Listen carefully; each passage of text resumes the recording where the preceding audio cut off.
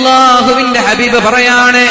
ഈ മദീന പള്ളിയിൽ ഒരു മാസക്കാലം ഇഅ്തികാഫിരിക്കുന്നതിനേക്കാളും എനിക്ക് ആഗ്രഹം എന്തെങ്കിലും ഒരു പ്രയാസം അനുഭവിക്കുന്നവന്റെ കൂടെ നടന്നിട്ട് അവന്റെ ആവശ്യങ്ങൾ വീട്ടിക്കൊടുക്കലാണെന്ന് മുഹമ്മദുർ റസൂലുള്ളാഹ്.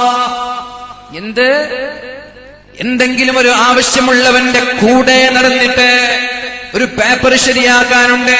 അല്ലെങ്കിൽ ഒരു പെൺകുട്ടിയുടെ കല്യാണം കഴിച്ചു കൊടുക്കാൻ, ഒരു വീടെടുക്കാൻ, ഒരു ജോലിയുടെ ആവശ്യം, എന്തെങ്കിലും ഒരു ആവശ്യമുള്ള ഒരാൾ നമ്മുടെ സമീപത്തേക്ക് കടന്നു വന്നിട്ട് എന്നെ ഒന്ന് ഹെൽപ്പ് ചെയ്യുമോ, എന്നെ ഒന്ന് സഹായിക്കുമോ എന്ന് ചോദിക്കുമ്പോ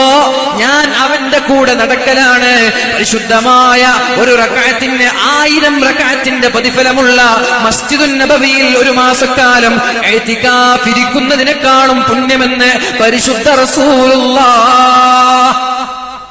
പള്ളിയിൽ വെച്ചിട്ട് ഇഅ്തികാഫിരിക്കലല്ല,